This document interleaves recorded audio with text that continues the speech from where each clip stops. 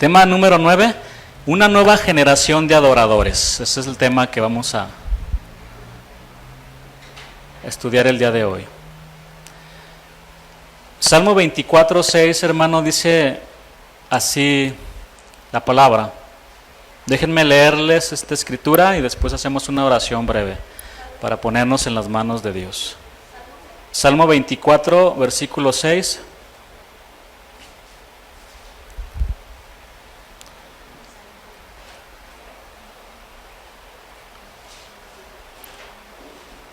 Dice así la escritura: tal es la generación de los que le buscan, de los que buscan tu rostro, oh Dios de Jacob. Después dice Selah, es como medita, reflexiona, haz un alto. Y es lo que vamos a hacer el día de hoy con esta escritura. Vamos a orar. Señor, gracias te damos por tu hermosa palabra que alumbra, Señor, nuestro camino. En medio de densas tinieblas, tu palabra alumbra, Señor, nuestro caminar. Sabemos por dónde ir, Señor. En medio de estas tinieblas, tu palabra nos alumbra para caminar en el camino que eres tú, Jesús, el camino, la verdad y la vida. En medio de un mundo lleno de confusión, de problemas, de guerras, tu palabra llega a nuestra vida y nos alumbra, nos fortalece, nos guía. Tu palabra, Señor, es la norma, nuestra norma de fe y de conducta. Tu palabra es todo para nosotros, es el tesoro, es mejor que la miel, Señor, es más dulce que la miel para nosotros.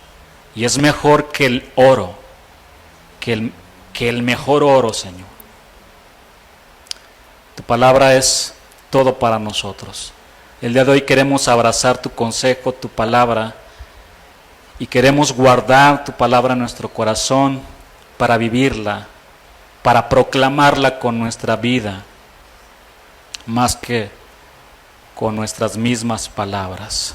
Señor, te damos gracias y habla al corazón, te lo pedimos en el nombre de Jesús. Amén.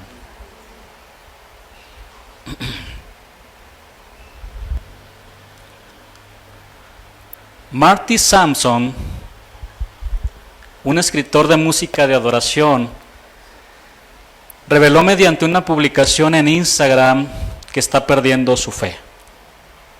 El escritor australiano escribió en una publicación eliminada de su Instagram lo siguiente: estoy realmente perdiendo mi fe y eso no me molesta. Como lo que me molesta ahora no es nada.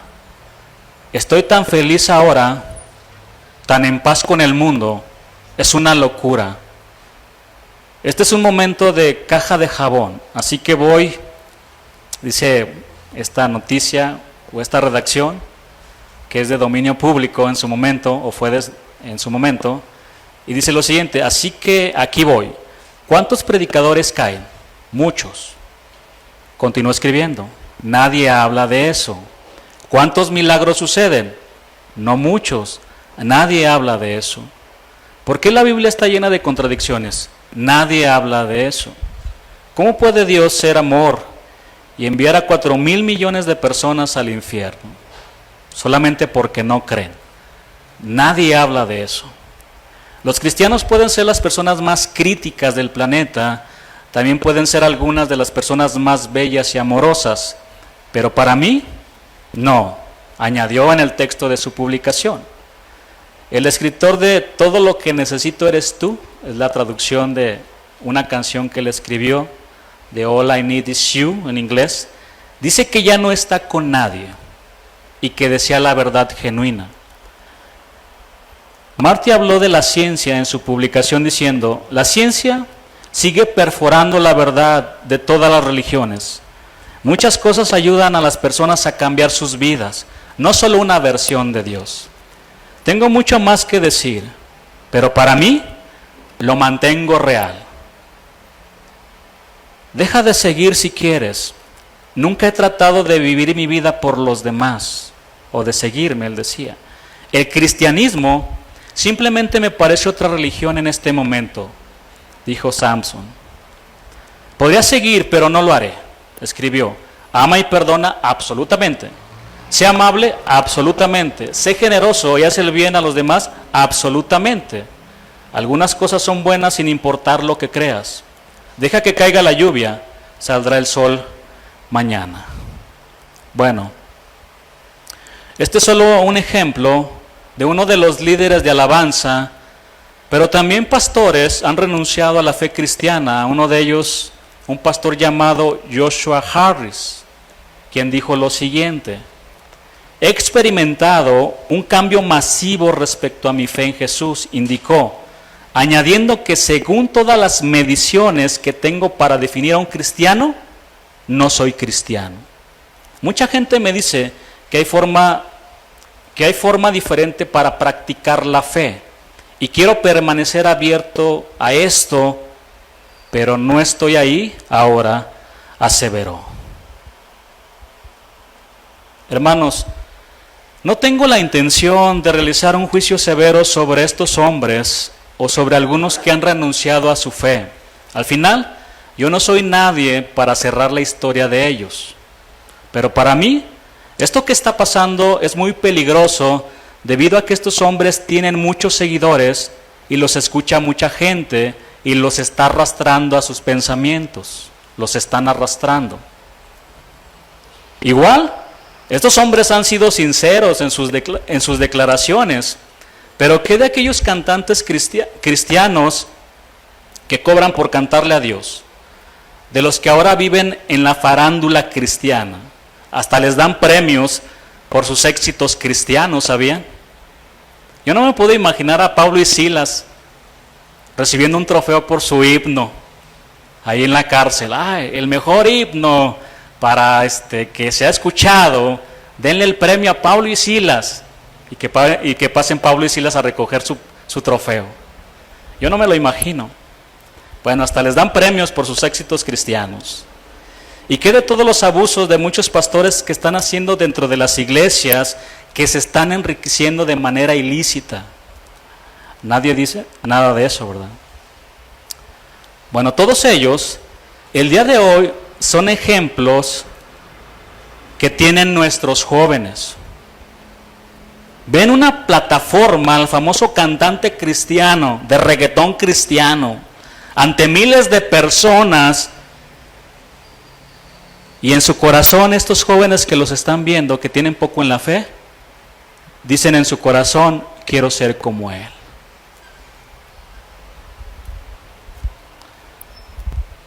En los años 80 aproximadamente, hubo un movimiento muy hermoso que hablaron acerca de la adoración y la alabanza, en donde estuvieron involucrados muchos artistas cristianos de ahora. Gracias a Dios que el pastor Chuy se salió de la farándula cristiana. En el año 95-97 él decidió dejar eso. Y exhortó a varios de ellos diciéndole, no hay que hacerlo de esa manera. Les estaban ofreciendo ya, ¿verdad?, que compusieran música cristiana para hacerles sus discos y poder venderlos. Y los estaban controlando ya con eso. Él se fue de todo ese ambiente cristiano musical. Los exhortó. Él en una ocasión también menciona que cuando iban a ministrar, creo que en Argentina o en Sudamérica, la gente que los miraba se les acercaba a ellos y los tocaba, porque querían recibir la unción de Dios. Y le hacía a la gente, los tocaba y se ponían así las manos. Entonces dice que en esa ocasión un cantante cristiano iba pues a cantar y le dijo, oyes, ¿acabas de ver lo que pasó? Estoy parafraseando lo que él dice, está de hecho también grabado. Y le dice, eso es idolatría. Entonces necesitas decirle ahorita que vas a empezar diles que no hagan eso. Cuando sube este cantante cristiano, él menciona que le aplaudieron tantas personas, había miles de personas ahí, que se le olvidó, no les dijo nada. Pero en esa ocasión a él le tocaba predicar. Y empezó a predicarles. Dice, qué tan difícil es que Dios se lleve toda la gloria y la honra, y que el hombre se quede con la gloria. Y los empieza a confrontar. Claro, no les gustó a los organizadores lo que él estaba diciendo. Y en aquel entonces, lo que se miraba como corrupción o lo más malo dentro del ámbito cristiano en lo musical, era que cuando los ministros que servían en la alabanza, los levitas, lo peor que se miraba es que cuando ellos tocaban, no se quedaban a escuchar la palabra, se salían con las muchachas a platicar. Era lo peor que estaba pasando. Después de 10 años, él cuenta muchas cosas, cómo empezaban a cobrar. Los levitas ministraban en el templo, no se iban de gira a cobrar como lo están haciendo aquellos que se dicen levitas o salmistas. Él renunció a todo eso y fue algo muy difícil para él. Pero veamos lo que está pasando en la actualidad, lo que les acabo de leer. Hermanos, creo que solo existen dos causas principales, gracias, de esto que estamos viviendo en estos tiempos peligrosos, feroces. Dice también la palabra. Solamente yo veo dos causas, pueden existir más. Pero la número uno es que no se les transmitió fielmente la verdad y el temor de Dios a las nuevas generaciones. Y número dos, o que no se les transmitió de manera consistente y en algún punto se desviaron. Vamos a Jueces, capítulo 2, versículo 7. Hoy vamos a ver muchos versículos en la palabra. Y déjenme leerles estos versículos.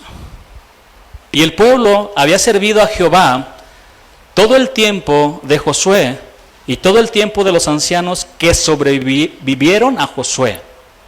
Había servido a Jehová todo el tiempo. Y todo el tiempo de los ancianos que sobrevivieron a Josué, los cuales habían visto todas las grandes obras de Jehová que él había hecho por Israel.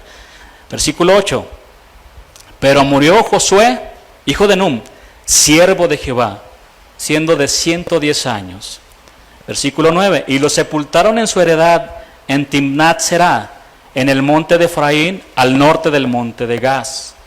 Versículo 10. Y toda aquella generación también fue reunida a sus padres. Toda aquella generación fue reunida a sus padres. Leamos con entendimiento. Y se levantó después de ellos otra generación que no conocía a Jehová, ni la obra que él había hecho por Israel. Hermanos, el legado de Josué fue visto en la piedad de Israel durante su liderazgo. Josué fue un verdadero hombre de Dios en la historia de Israel. Israel también fue fiel con Dios en los tiempos de Josué. Pero después de eso, hubo una generación que se levantó, la cual no conocía a Jehová, ni la obra que él había hecho por Israel. La nueva generación de Israel no conocía a Dios. ¿Y por qué no conocía a Dios? Porque los padres no les enseñaron las escrituras a sus hijos. Moisés previamente ya les había dado un mandamiento en el libro de Deuteronomio, ¿recuerdan? Deuteronomio 6:4, que dice: Oye Israel, Shema Israel, nuestro Dios Jehová uno es. Y esta frase, hermanos, se ha transmitido durante muchas generaciones, y muchos judíos la llevan sellada en sus corazones, ¿sabían? Y ya lo estudiamos. ¿Recuerdan esa historia? De ese hombre judío que fue a buscar a los niños perdidos, que estaban dispersos, y que le dijeron: yo voy a ir a reconocer a los niños ahí donde estén. ¿Cómo le vas a hacer?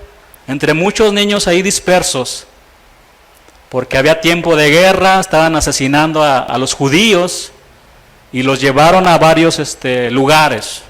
Y ahí fue ese hombre, le dijo a la persona encargada, los voy a identificar. ¿Sabes por qué los identificaba? Porque cada judío antes de morir, esta era su última frase: Shema Israel, escucha Israel, para obedecer. Y cuando llega con este hombre, le dice, los voy a reconocer de inmediato. Y cuando él dice, Shema Israel, los niños empezaron a llorar. Porque la última frase que dijeron sus mamás antes de ser asesinadas fue, Shema Israel. Estos son los niños judíos. Lo llevan sellado en su corazón. Nuestro Dios, Jehová uno es. Y amarás a Jehová tu Dios de todo tu corazón y de toda tu alma y con todas tus fuerzas. Y estas palabras que yo te mando hoy estarán sobre tu corazón. Primero sobre nuestro corazón. ¿Para qué? Para repetirlas después a tus hijos, y hablarás de ellas estando en tu casa y andando por el camino y al acostarte y cuando te levantes, y las atarás como una señal en tu mano y estarán como frontales entre tus ojos, y las escribirás en los postes de tu casa y en tus puertas, en todas las direcciones, enfrente, a los lados, por donde quiera. Tú tienes que hablarles la palabra de Dios a tus hijos. Hermanos, si solo una familia de aquí se tomara en serio estas palabras, las cosas serían diferentes. De ir con sus hijos y hablarle la palabra de Dios, transmitirle el mensaje fiel de Dios a sus hijos. Dios, nuestro Señor, le dio el mismo mandato al discípulo de Moisés, a Josué, y le dijo estas palabras en Josué 1:7 y versículo 8: solamente esfuérzate y sé muy valiente para cuidar de hacer conforme a toda la ley que mi siervo Moisés te mandó. No te apartes de ella ni a diestra ni a siniestra, para que seas prosperado en todas las cosas que emprendas. Nunca es nunca, hermano, se apartará de tu boca este libro de la ley, sino que de día y de noche meditarás en él, para que guardes y hagas conforme a todo lo que en él está escrito, porque entonces harás prosperar tu camino y todo te saldrá bien. Josué, antes de su muerte, le dijo al pueblo lo siguiente en Josué 24, versículo 14: ahora pues, temed a Jehová. Estaba transmitiendo el temor de Dios, y sírvanlo con integridad. No como lo que mencionaba el pastor Chuy, de estos supuestos levitas que antes estaban dispuestos a quedarse en el suelo y no comer con tal de servir a Dios donde sea. Ahora ya tienen su lista de su agua especial, de su hotel favorito, y ponen muchas cosas. Pero aquí Josué les está diciendo: teman a Dios y sírvanlo con integridad y en verdad, y quitad entre vosotros los dioses a los cuales sirvieron vuestros padres al otro lado del río y en Egipto, y servid a Jehová.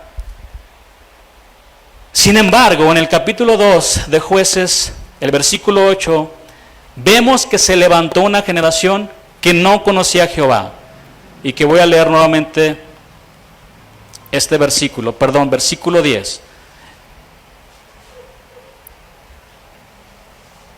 Y toda aquella generación también fue reunida a sus padres, y se levantó después de ellos otra generación que no conocía a Jehová ni la obra que él había hecho por Israel. Hermanos, tal parece que Israel no dio a conocer a la nueva generación toda la obra gloriosa que Jehová había hecho en favor de su pueblo elegido. Los preceptos de la ley no fueron fielmente enseñados en sus hogares. Las instrucciones para la educación en la vida espiritual se descuidaron, la ignorancia y la indiferencia se extendieron entre todo el pueblo. Una generación completa se perdió, se extravió en un desierto espiritual que los llevó a una degradación sumamente horrible. La notable diferencia entre Israel y los pueblos idólatras de su tiempo que los rodeaban y los que estaban entre ellos, rápidamente desapareció. Pronto comenzaron a casarse con los paganos y comenzaron a adorar dioses paganos, lo que los llevó a una decadencia espiritual muy profunda. El pueblo de Dios empezó a llamar a lo bueno malo y a lo malo bueno, tal y como los paganos. Entraron en una crisis y una decadencia espiritual espantosa. Comenzaron a hacer las mismas cosas que los paganos, a tomar alcohol, al cabo una no es ninguna. Se fueron a las mismas fiestas paganas, adoraron sus mismos dioses, hablaban como ellos. Qué terrible, hermanos. Y lo peor de todo es que pensamos que estamos bien. No estamos bien. No estamos bien.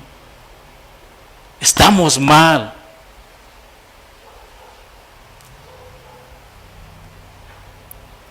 Acabo una no es ninguna.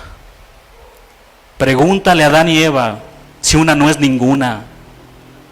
Por un pecado, pregúntale al mismo Satanás si una no es ninguna. Dios es santo y expulsó a Satanás y expulsó a Adán y Eva por un pecado.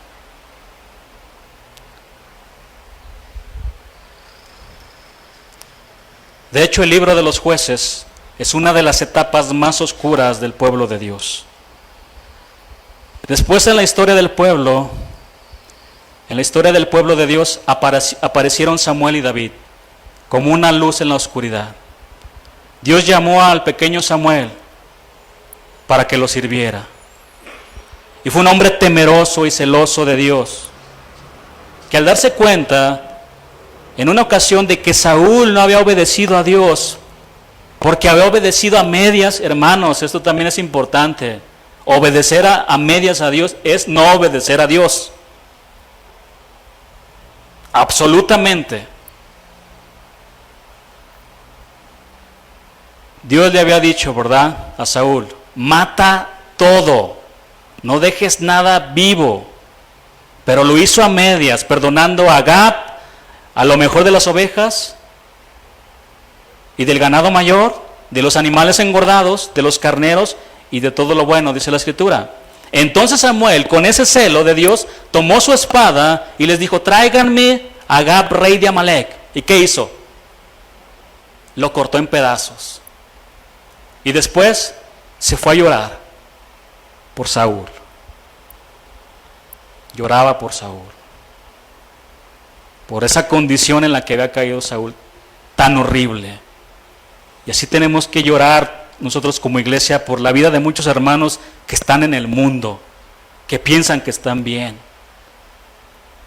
pero están en el mundo, se están muriendo.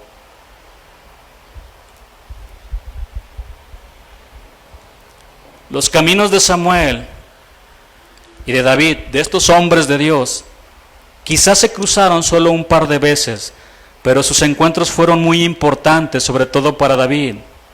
Cuando Samuel fue enviado por Jehová a Belén para ungir a uno de los hijos de Isaí, dice la palabra, para reinar en lugar de Saúl. La Escritura dice que el Espíritu le impidió ungir a los 7 hermanos de David. Este fue uno de los encuentros. Y faltaba uno, dice la Escritura, que estaba cuidando sus ovejas, y cuando fue traído a Samuel, el ágil y joven pastorcito, con sus bellos ojos y magnífica estructura física, en ese momento que lo vio, Dios le dijo a Samuel: levántate y úngelo, porque este es. Primera de Samuel 16:12. Otro encuentro con Samuel fue cuando David fue arrojado de la corte de Saúl, se refugió con él un poco de tiempo en Nayot, con Samuel, cerca de Ramá. El anciano profeta seguramente le dio muchos consejos al joven sobre cuya cabeza descansaba el futuro del pueblo de Dios. Seguramente David encontró grande inspiración ahí con el profeta. Tantos consejos que le pudo haber dado a David Samuel. Hermanos, la palabra de Dios dice que este jovencito pastor ya era muy valiente antes de que fuera ungido como rey. Cuando venía un león o un oso y tomaba alguno de sus corderos, él los seguía para quitárselos y los mataba. Les abría la quijada, dice la escritura, ¿verdad? La boca ahí, y se los arrebataba. Y después mataba, fuera león o fuera oso, como dice 1 Samuel 17, 34 y 35.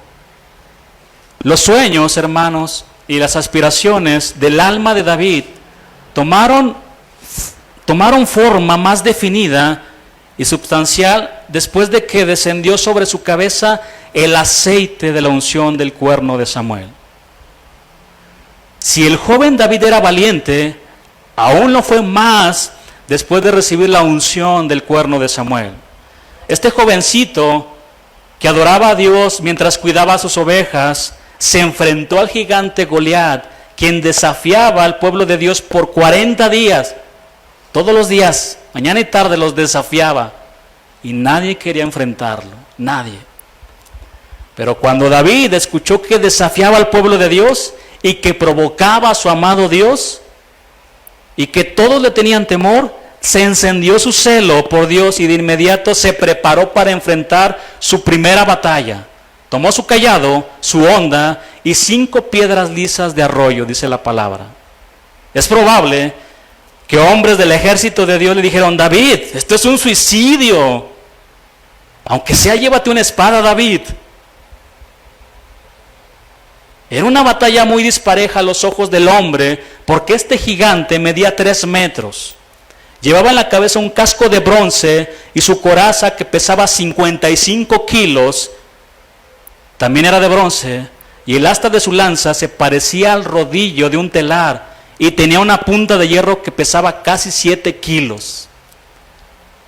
Ya listos para la batalla, el gigante se fue acercando a David y lo menospreció porque era muchacho y rubio y de hermoso parecer, dice la palabra. Se fue acercando y dice: en un segundo me lo he hecho.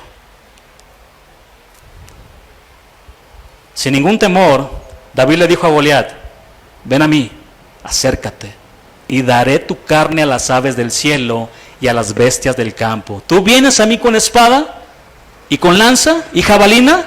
Mas yo vengo a ti en el nombre de Jehová de los ejércitos, el Dios de los escuadrones de Israel, a quien tú has provocado.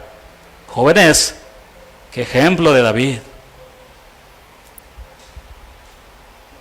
Ojalá el Señor levante más Davids,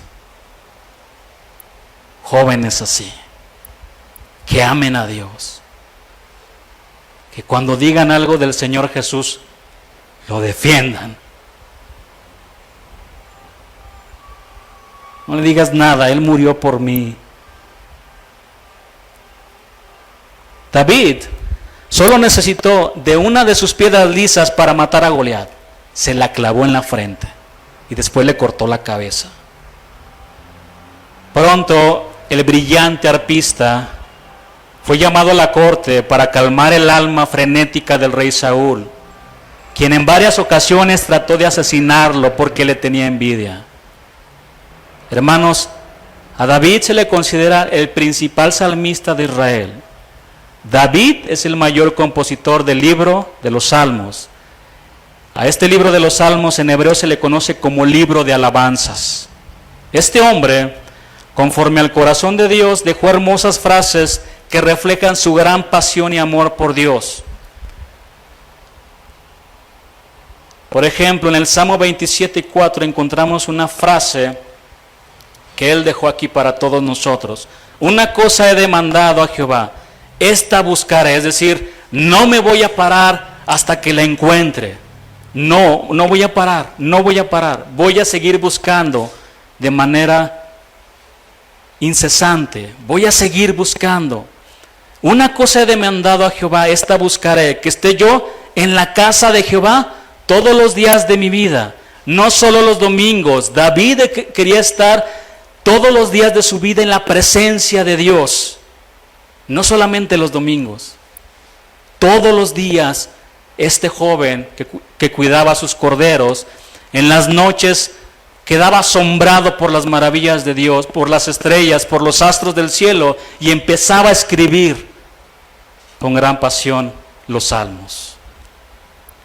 Para contemplar la hermosura de Jehová, para él Dios era hermoso, el más hermoso de los hijos de los hombres.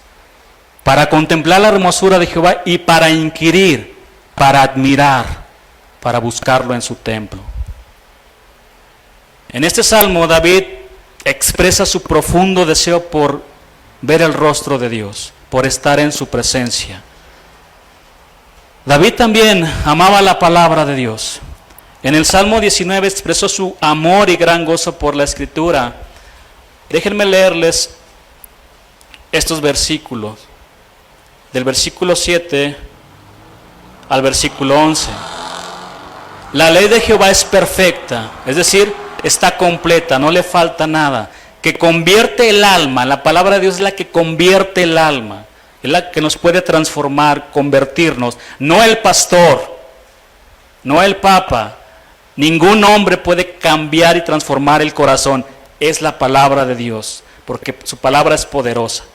El testimonio de Jehová es fiel, que hace sabio al sencillo. Los mandamientos de Jehová son rectos, que alegran el corazón. El precepto de Jehová es puro, que alumbra los ojos. El temor de Jehová es limpio, que permanece para siempre. Los juicios de Jehová son verdad, todos justos. Deseables son más que el oro, y más que mucho oro afinado. Y dulces más que miel, y que la que destila del panal. Tu siervo es además amonestado con ellos. En guardarlos hay grande galardón. Vean cómo amaba la palabra este hombre. Porque la palabra era la que llegaba a su corazón y le decía: David, estás mal. Lo amonestaba. Por eso él terminó con esto que acabamos de leer, diciendo: en guardarlos hay grande galardón para uno mismo. Es el bien para nosotros. En este mismo salmo vemos que él conocía también al Dios glorioso. Solamente voy a leerles el versículo 1, que dice así: los cielos cuentan la gloria de Dios, y el firmamento anuncia la obra de sus manos. Ese Dios glorioso que creó todas las cosas, los mismos cielos cuentan la gran gloria de nuestro Dios. También escribió el Salmo 42, que nos muestra la pasión de un verdadero adorador que está sediento por el agua de vida. Salmo 42, 1 dice así: como el ciervo brama por las corrientes de las aguas, así clama por ti, oh Dios, el alma mía. Mi alma tiene sed de Dios, del Dios vivo. ¿Cuándo vendré y me presentaré delante de Dios?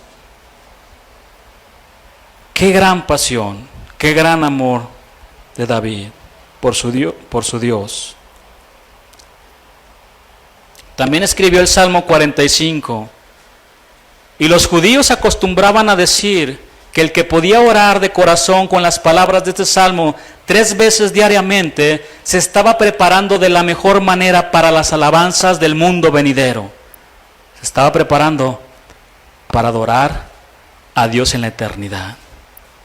Otro salmo hermoso que él escribió es el Salmo 63, que dice así: Salmo de David cuando estaba en el desierto de Judá. Dios mío eres tú. De madrugada te buscaré. Mi alma tiene sed de ti. Mi carne te anhela en tierra seca y árida donde no hay aguas. Hermano, ¿puedes sentir en esta oración el amor de David por Dios? ¿Puedes sentir su pasión y su deseo por Dios? ¿Despierta esto algo en tu corazón, en lo más profundo de tu ser? Lo que vuelve especial este salmo es el trasfondo de la situación de David. David estaba huía de su propio hijo Absalón, que lo quería asesinar. ¿Puedes imaginar su corazón quebrantado? Su propio hijo persiguiéndolo para matarlo. Aún así, David buscaba a Dios con todo su corazón. Oh Dios, tú eres mi Dios, decía David. Mi mundo entero se está cayendo a pedazos, pero tú sigues siendo mi Dios. Tú eres el Dios altísimo, tú eres mi refugio, tú eres mi Dios y me ayudarás. Mi alma tiene sed de ti. Estas palabras de David no eran palabras huecas, hermanos. No eran palabras huecas ni oraciones casuales. Salían de su mismo corazón con gran pasión. Eran más que un ritual religioso y más que una oración mecánica por compromiso. La muerte acechaba a David y ahí estaba él buscando a Dios con todo su corazón. Pregunta, hermanos, ¿no es el corazón apasionado por Dios el mayor atributo, la mejor característica de David? Mi alma está sedienta de ti y mi ser te anhela, como en una tierra seca y cansada donde no hay agua. David no tenía agua en el desierto de Judá y su sed por agua es una representación de su sed por Dios. David dijo en otras palabras: Señor, tú eres el único que puede satisfacer los profundos anhelos de mi alma y de todo mi ser. Alguien dijo esta frase: quiero amarte, Jesús, como nunca antes hayas sido amado. ¿Cómo es que algunas personas logran moverse con tal pasión por Cristo? Y David era uno de ellos. Versículo 2 del Salmo 63 dice: para ver tu poder y gloria, así como te he mirado en el santuario. ¿Qué quiso decir David con estas palabras? Te he mirado en el santuario. David estaba en el desierto de Judá, huyendo de su hijo por su propia vida. No había santuario en el desierto. ¿A qué se refería David? ¿Al tabernáculo de Jerusalén? No lo creo, hermanos. Un santuario es un lugar para encontrarse con Dios. Y David encontró un santuario en el desierto. Un santuario privado bajo las estrellas. Un lugar donde anhelaba reunirse con su Dios y adorarlo. Hermanos, David era ante todo un adorador. No podía no adorar. Él, si no adoraba a Dios, moría en su ser. La presencia de Dios era como el mismo aire que respiraba. Si no adoraba a su amado Dios, su corazón dejaba de latir.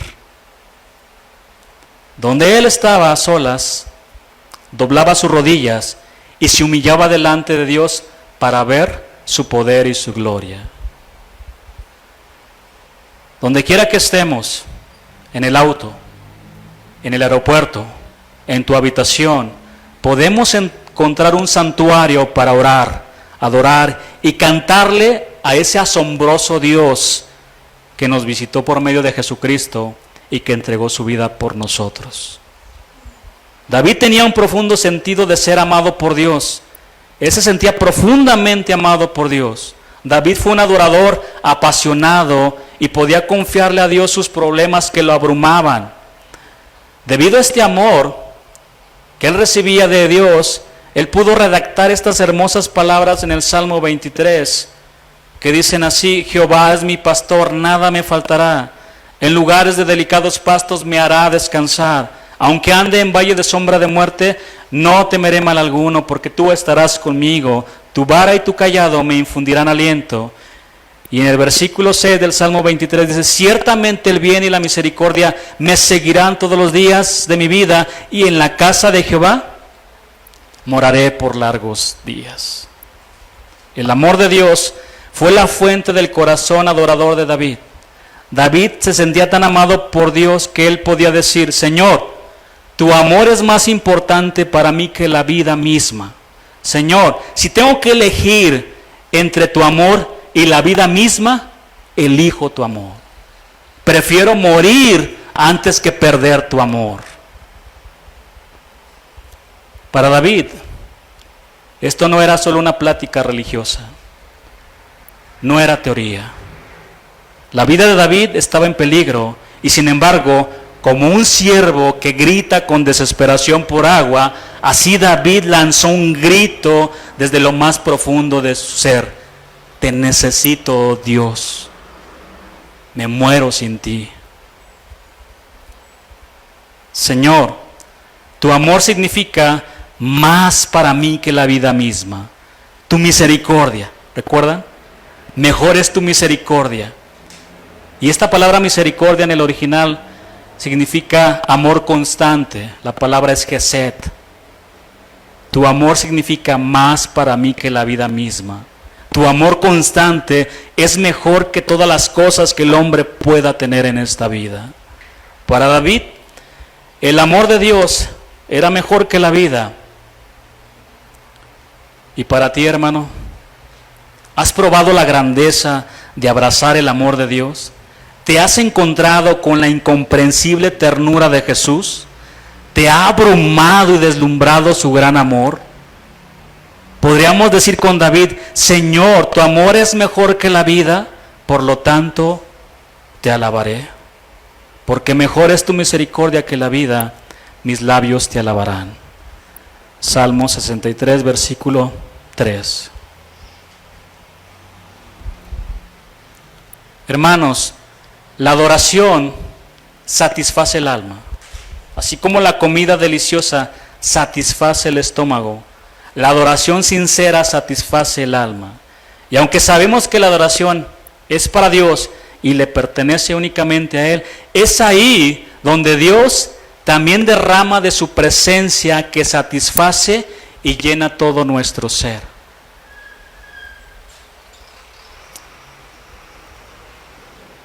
Alguien escribió con gran pasión lo siguiente: brillaste, alumbraste, y tú ahuyentaste mi ceguera.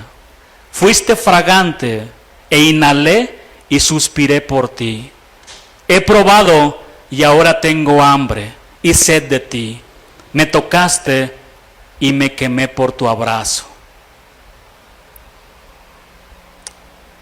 No hay nada en este mundo que pueda calmar nuestra hambre espiritual.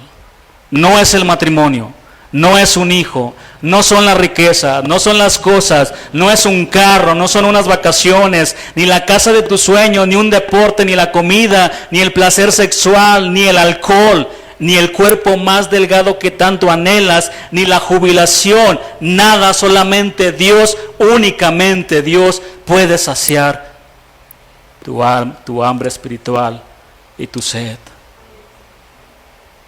Solamente Él. Como de meollo, dice este salmo en el versículo 5, la parte del animal más rica o selecta y de grosura será saciada mi alma. Solamente Dios. Y con los labios te alabará mi boca. Otra versión dice de este versículo 5, con mis labios te alabaré y daré gritos de alegría. Eso me dejará más satisfecho que la comida más deliciosa. Qué hermoso. Cuando estamos adorando a Dios, sabemos que lo hacemos para Él, porque lo conocemos. Apuntamos en la dirección correcta. Adoramos a un Dios santo, justo, bueno, perdonador, misericordioso, eterno, inmutable, que existe por sí mismo. Y me faltan muchos atributos de Él. Pero apuntamos en la dirección correcta y lo adoramos. Y ahí el Señor derrama de su presencia y satisface nuestras vidas.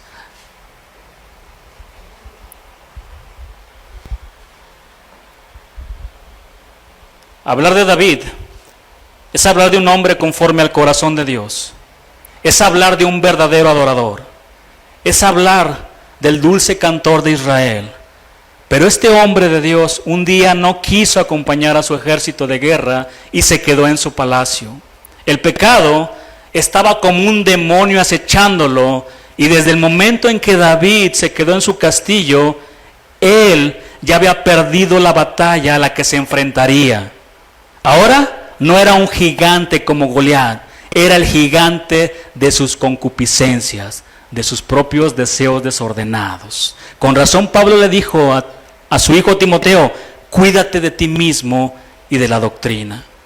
El dulce cantor de Israel cayó en adulterio, y no solo eso, sino que asesinó a uno de sus hombres más leales del ejército. Se quedaba ahí a la puerta, no me voy. Y David quería esconder su pecado. Ve con ella, disfruta, descansa, ve con tu mujer. No quiso. ¿Y qué pasó? Lo mandó a lo más fuerte de la batalla para que lo asesinaran. A su hombre más leal.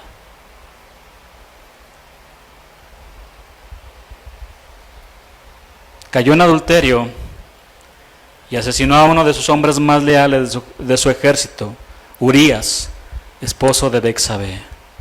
En ese momento, el Santo Espíritu se apartó de él, así como el gozo de su salvación. Por eso él escribió en el Salmo 51, versículo 11 y 12 lo siguiente: no me eches de delante de ti y no quites de mí tu Santo Espíritu. Vuélveme al gozo de tu salvación y espíritu noble me sustente. Después de algunos años, Dios envió a Natán para confrontar a David con su pecado. Leamos esta parte de la escritura. Segunda de Samuel 12, versículo 1 en adelante.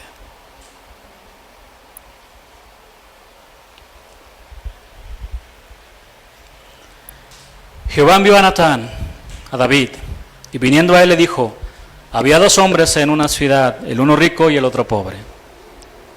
El rico tenía numerosas ovejas y vacas, pero el pobre no tenía más que una sola corderita que él había comprado y criado, y que había crecido con él y con sus hijos juntamente, comiendo de su bocado y bebiendo de su vaso, y durmiendo en su seno, y la tenía como a una hija. Y vino uno de camino al hombre rico, y éste no quiso tomar de sus ovejas y de sus vacas para guisar para el caminante que había venido a él, sino que tomó la oveja de aquel hombre pobre y la preparó para aquel que había venido a él. Entonces se encendió el furor de David en gran manera contra aquel hombre. Dijo a Natán: vive Jehová, que el que tal hizo es digno de muerte, y debe pagar la cordera con 4 tantos, porque hizo tal cosa y no tuvo misericordia. Entonces dijo a Natán a David, le cayó como agua fría en la espalda: tú eres aquel hombre. Así ha dicho Jehová, Dios de Israel: yo te ungí por rey sobre Israel y te libré de la mano de Saúl, y te di la casa de tu señor y las mujeres de tu señor en tu seno. Además te di la casa de Israel y de Judá. Y si esto fuera poco, te habría añadido mucho más. ¿Por qué pues tuviste en poco la palabra de Jehová, haciendo lo malo delante de quién? De sus ojos. A Urías Heteo heriste espada y tomaste por mujer a su mujer, y a él lo mataste. Fíjense que él no está diciendo que fue uno de sus seguidores de David o de los que estaban en el ejército. Dijo: tú lo mataste con la espada de los hijos de Amón, por lo cual ahora no se apartará jamás de tu casa la espada, por cuanto me menospreciaste y tomaste la mujer de Urías Heteo para que fuese tu mujer.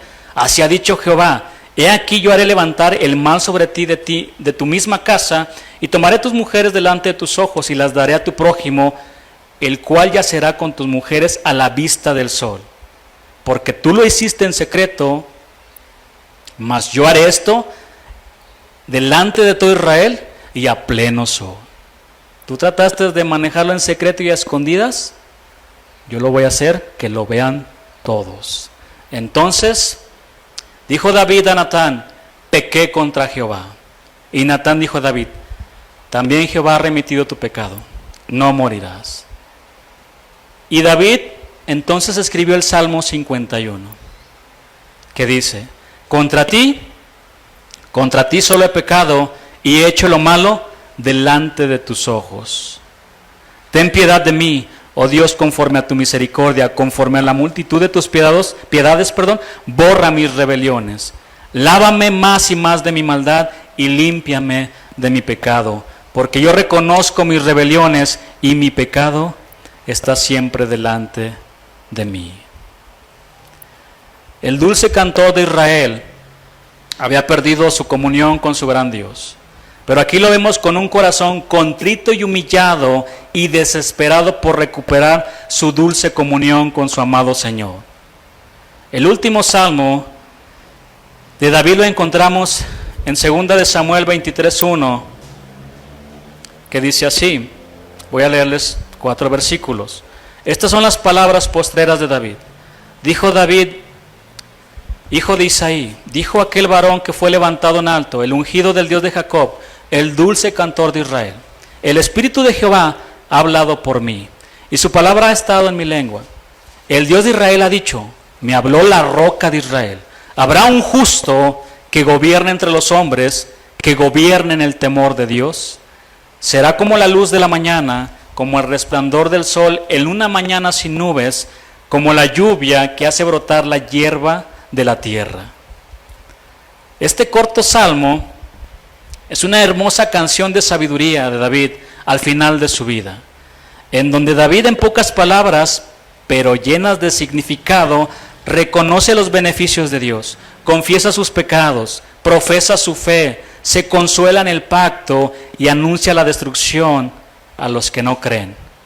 ¿Cuánto en tan poco, hermanos? Después de David, reinó su hijo Salomón, a quien le dijo las siguientes palabras.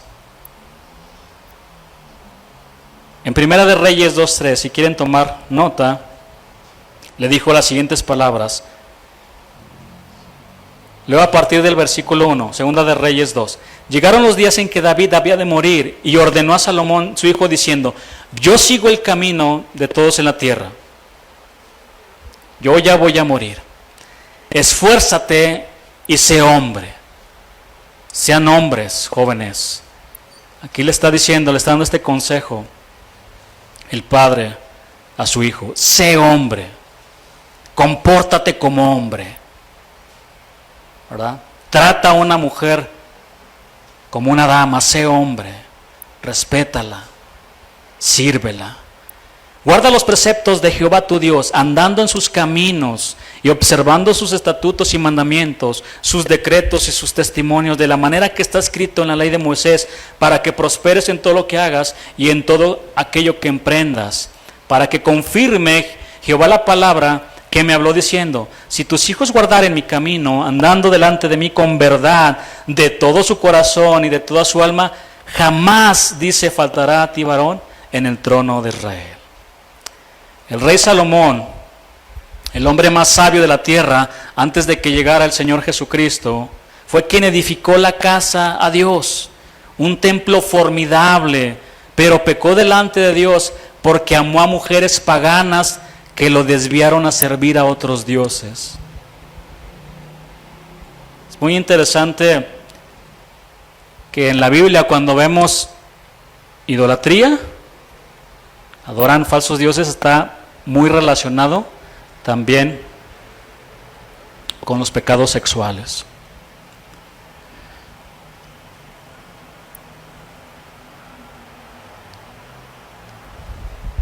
Después aparecen en escena otros hombres de Dios, Eliseo y Elías, y un hombre llamado Micaía, muy interesante.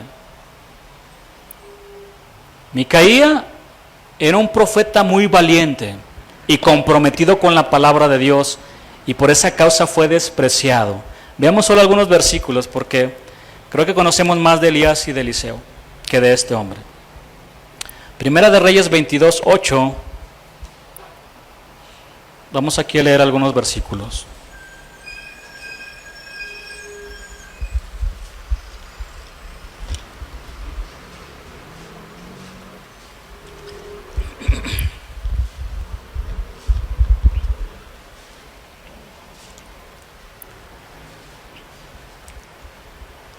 El rey de Israel respondió a Josafat, aún hay un varón por el cual podríamos consultar a Jehová, Micaías, hijo de Imla, mas yo le aborrezco. Y ahorita van a saber por qué lo aborrecía. De hecho, ahí mismo en este versículo menciona ya algo. Dice, porque nunca me profetiza bien, sino solamente mal. Y Josafat dijo, no hable el rey así. Versículo 9. Entonces el rey de Israel llamó a un oficial y le dijo, trae pronto a Micaías, hijo de Imla. Vayamos al 13. Y el mensajero que había ido a llamar a Micaías le habló diciendo, he aquí que las palabras de los profetas A una voz anuncian al rey cosas buenas. Si ahora tu palabra conforme a la palabra de alguno de ellos. Y anuncia también buen éxito. Como algunos que en la actualidad solamente profetizan eso. Buen éxito. Y Micaías respondió, vive Jehová, que lo que Jehová me hablare, eso diré. Versículo 15. Vino pues al rey, y el rey le dijo, Micaías, ¿iremos a pelear contra Ramot de Galad o la dejaremos? Él le respondió, sube y serás prosperado, y Jehová la entregará en mano del rey. Vean, por el contexto podemos deducir que cuando Micaías dijo esto, su tono quizás era burlesco, sarcástico. Por eso en el siguiente versículo vemos al rey que le dice lo siguiente, versículo 16, y el rey le dijo, ¿hasta cuántas veces he de exigirte que no me digas sino la verdad en el nombre de Jehová? Entonces él le dijo, yo vi a todo Israel esparcido por los montes, como ovejas que no tienen pastor, y Jehová dijo, estos no tienen señor, vuélvase cada uno a su casa en paz.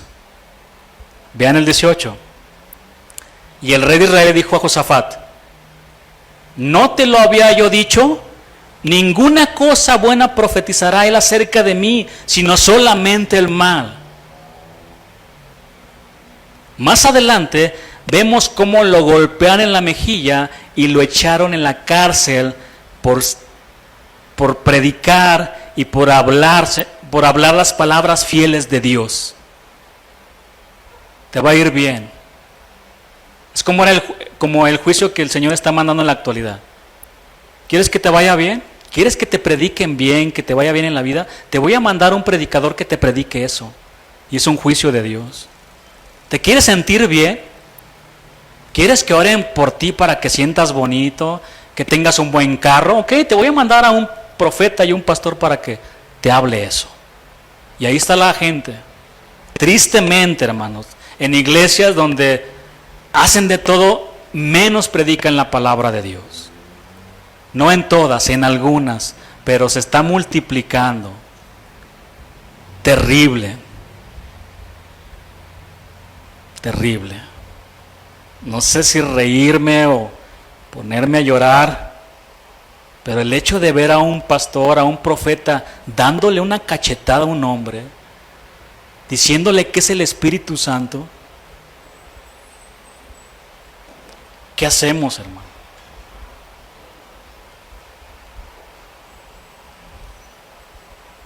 Pero este hombre era un profeta de Dios. Yo voy a hablar lo que me diga Dios. Y el rey sabía que cuando le dijo, te va a ir bien, lo vio y dijo, no me estás diciendo la verdad. Ah, ¿quieres saber la verdad? Te voy a decir la verdad. Arrepiéntete y cree en el Evangelio. Entrégale tu vida al Señor.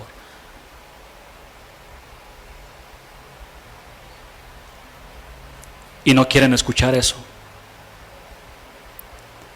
Del primer libro de Reyes hasta el libro de Jeremías, la frase, e hizo lo malo ante los ojos de Jehová, se repite 31 veces. Y la frase, e hizo lo recto ante los ojos de Jehová, se repite únicamente 13 veces. Lo que nos indica es que la historia del pueblo de Dios estuvo gobernada por reyes malos, por líderes que abandonaron la palabra de Dios. Ahora, solo imaginen si los líderes, los reyes que gobernaban hacían lo malo ante el Señor, ¿qué se podía esperar de las próximas generaciones?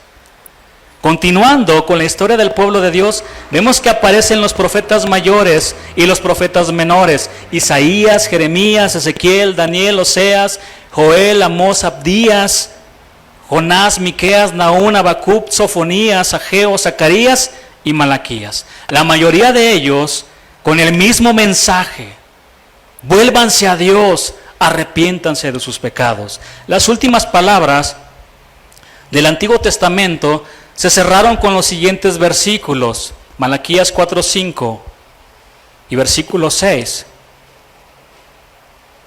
que dice así: he aquí, yo os envío el profeta Elías, antes que venga el día de Jehová grande y terrible.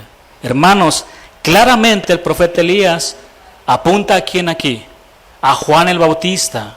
De hecho, de una manera maravillosa, los dos vestían de una manera muy similar, ¿sabían? Tomen nota, digo, para que después digan, me contaron, no. Vayan a la Escritura. Confirmen con sus ojos. No me crean todo, yo me puedo equivocar también. Segunda de Reyes 1:8 dice, y ellos le respondieron, un varón que tenía vestido de pelo y ceñía sus lomos con un cinturón de cuero. Entonces él dijo, es Elías Tisbita. Mateo 3:4. Y Juan estaba vestido, ¿de qué? De pelo de camello y tenía un cinto de cuero.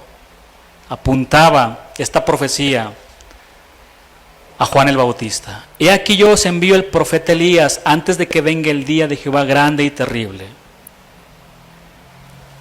Él hará volver el corazón de los padres hacia los hijos y el corazón de los hijos hacia los padres, no sea que yo venga y hiera la tierra con maldición. Él hará volver el corazón de los padres hacia los hijos. Hermanos, esta promesa tiene que ver con el volverse hacia el Dios de sus padres. Habla de regresar a las sendas antiguas, de volver a la palabra de Dios. Es lo que refiere este versículo. Ahora, desde Malaquías hasta que apareciera Juan el Bautista, ¿verdad?, proclamando el arrepentimiento en el desierto. Arrepiéntanse, con esa voz potente. No tenían micrófono, recuerden. Predicando ahí Juan el Bautista. Hasta que apareciera Juan el Bautista y nuestro Señor Jesús pasaron 400 años. Desde las últimas palabras del profeta Malaquías, fue como si el cielo hubiese permanecido en silencio, hasta que un día el ángel del Señor irrumpió en el templo, a la hora de la oración, cuando un sacerdote llamado Zacarías estaba ejerciendo su ministerio ante el altar en Jerusalén. El ángel anunció el nacimiento de Juan el Bautista, quien sería el que le iba a preparar el camino a nuestro amado Señor. Durante estos 400 años, las sinagogas se convirtieron en el centro de la vida religiosa en Judea y por todas las regiones donde el pueblo se dispersó.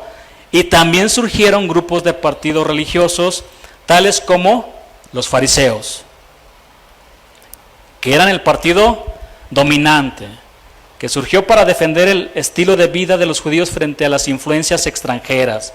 Y sus integrantes eran tan legalistas y estrictos y se apegaban mucho a la ley. También aparecieron los saduceos. Este partido estaba constituido por personas de buena posición y de mentalidad social, que querían librarse de la tradición, eran liberales en su teología y rechazaban el elemento sobrenatural.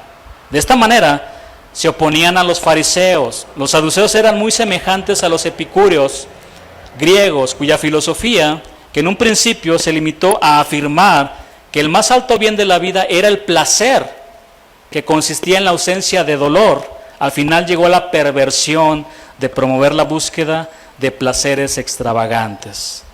Más allá de la conocida frase, comamos y bebamos que mañana moriremos. Así piensan algunos.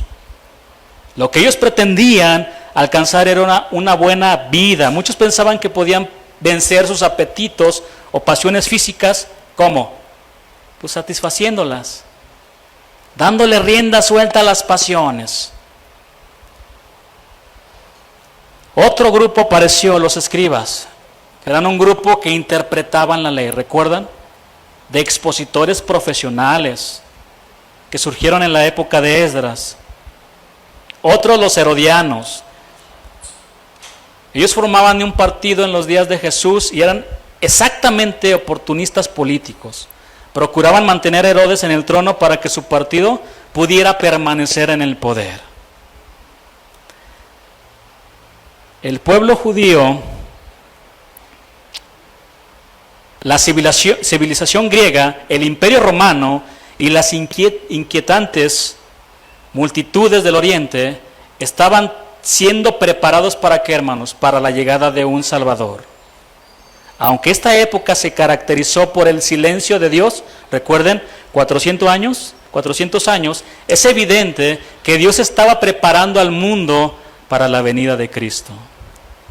Después de 400 años de silencio, apareció el mejor adorador de todos los tiempos, nuestro Señor Jesús. Todos los hombres en la palabra fallaron y pecaron delante de Dios, pero Él nunca pecó. Muchas generaciones pasaron antes de su venida y los padres fallaron en transmitir fielmente la verdad y el temor de Dios a las nuevas generaciones, o no fueron consistentes en transmitirlo. Ese es el problema de muchos, que no somos consistentes.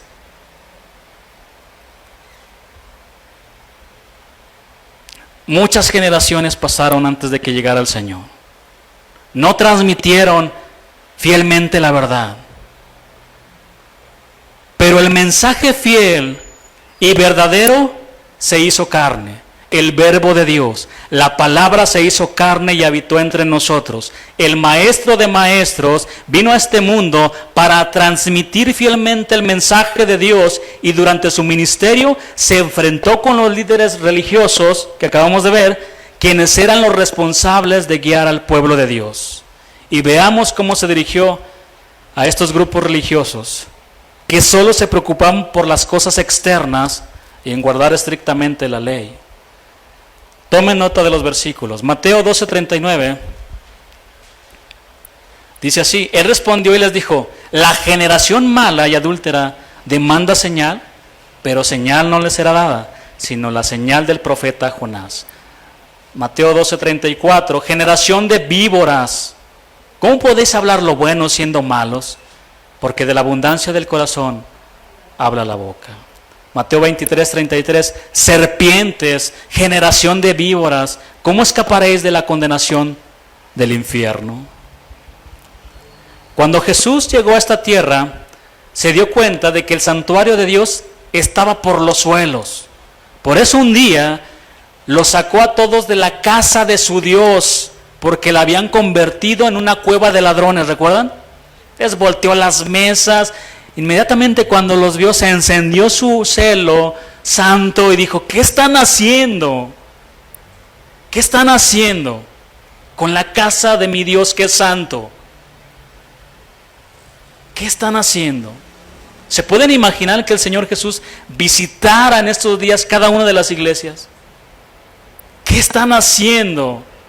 ¿Por qué están vendiendo las promesas que son gratis? ¿Por qué están dándole un chicle ungido a las personas para que se sanen? Yo no les enseñé eso. Imagínense. Pero el Señor no solo confrontó a estos grupos religiosos, también confrontó a sus discípulos y a muchos hermanos. Mateo 17:17, respondiendo Jesús dijo: oh generación incrédula y perversa, ¿hasta cuándo he de estar con vosotros? ¿Hasta cuándo os he de soportar? Tráiganmelo para sanarlo. No pudieron sus discípulos. Tráiganmelo. Y lo liberó.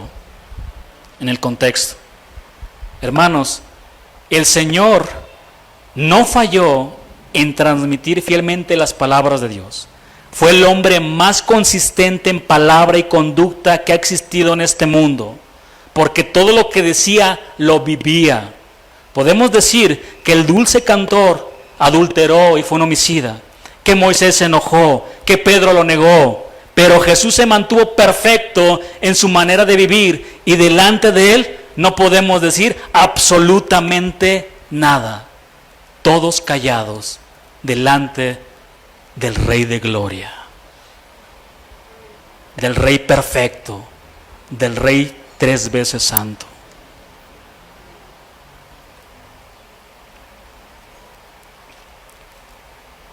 Nuestro amado Señor escogió 12 hombres para transmitir el mensaje de Dios a las próximas generaciones. Estos hombres pusieron de cabeza al mundo, predicando las verdades de Dios, de tal manera que este mensaje ha llegado a nuestras vidas el día de hoy.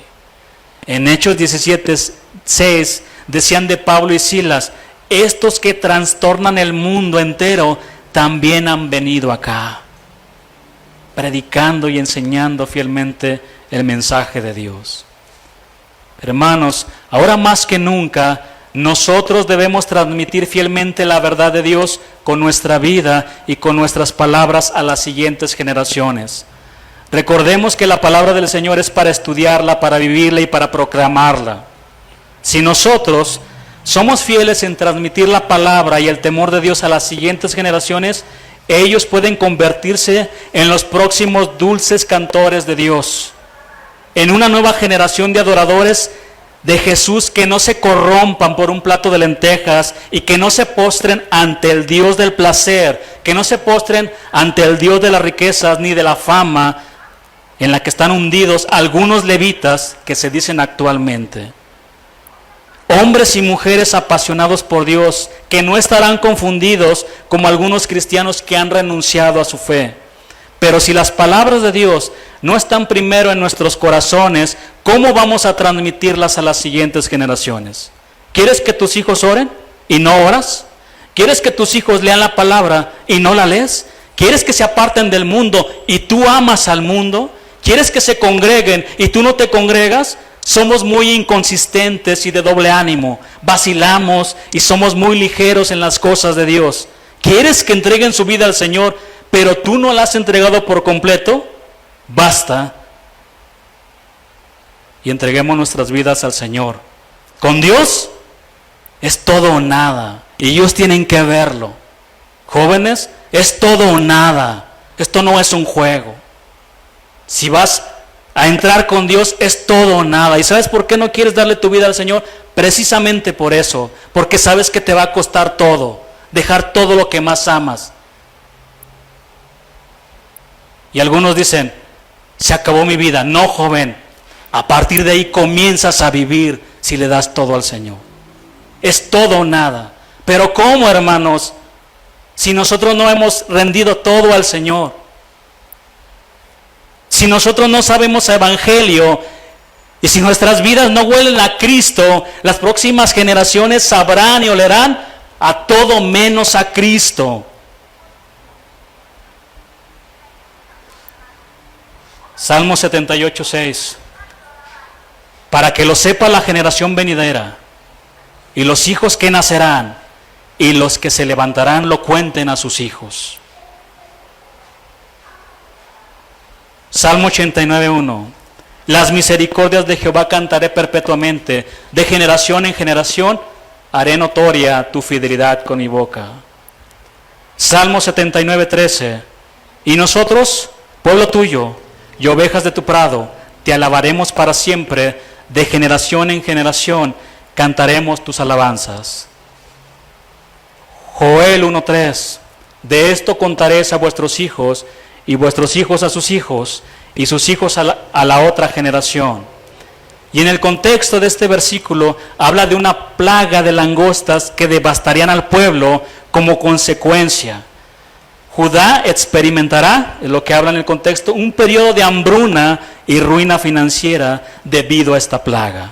Hermanos, cuéntenle a sus hijos que Dios ha sido fiel en esta pandemia, que a pesar de que somos inconsistentes en nuestra vida espiritual, Dios ha sido bueno y no nos ha dejado, y que Él es digno de toda la gloria. Muchos cristianos se han extraviado del camino porque han dejado las sendas antiguas. Jeremías 6:16 dice este versículo: así dijo Jehová, paraos en los caminos y mirad y pregunten por las sendas antiguas, cuál sea el buen camino, y andad por él, y hallaréis descanso para vuestra alma.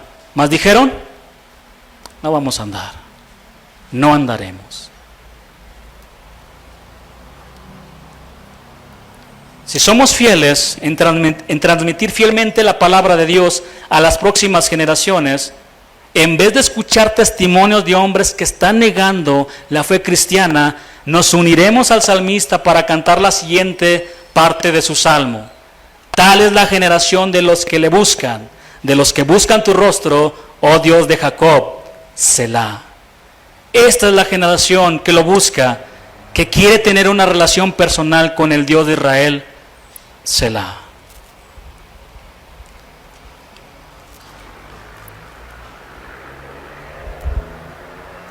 Levántense, hermanos.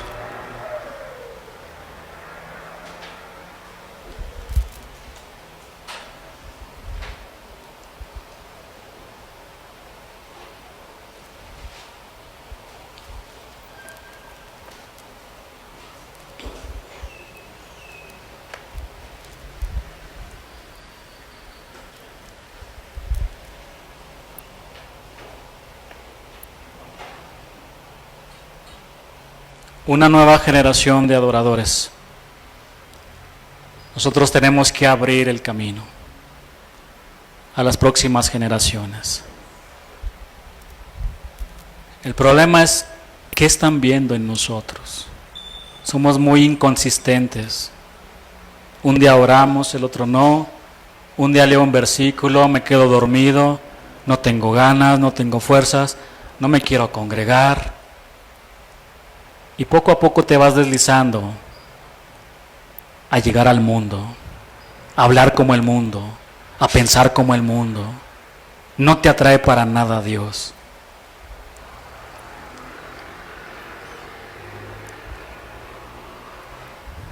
En la entrevista que le hacen al pastor Chuy, porque es una entrevista de hace 10 años, ¿qué les quieres decir a todos aquellos que se han desviado, que están cobrando? Sencillo, que vuelvan a la Biblia, que vuelvan a las sendas antiguas, que prediquen la palabra, que lo hagan, que se conformen a las sanas palabras del Señor, que se conformen con eso. Nada más. Que Dios nos ayude, hermanos.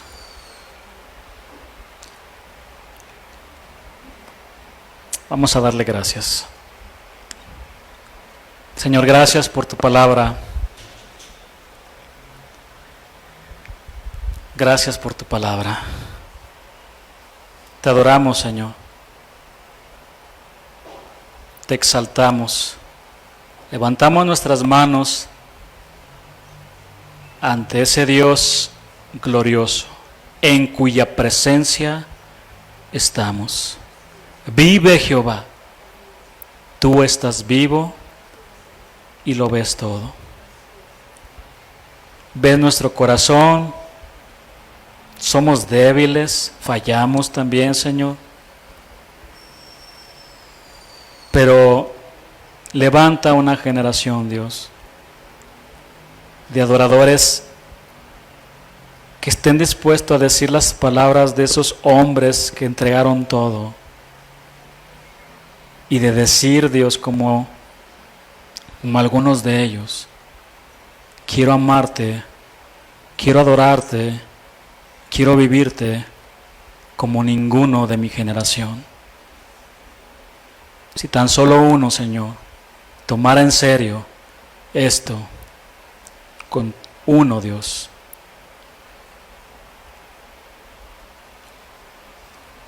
Aquí estamos, Señor, delante de ti. Quiero amarte como a nadie más te ha llamado. Que seamos hombres y mujeres conforme a tu corazón, como David. Y David falló y pecó, pero era un hombre conforme al corazón, por eso se arrepintió. Fue contigo y lo restauraste, lo limpiaste, Señor. Y así puede pasar también con nosotros. Nos ponemos en tus manos, Señor, y gracias te doy. Gracias te damos, Señor, por todo. En el nombre de Jesús. Amén.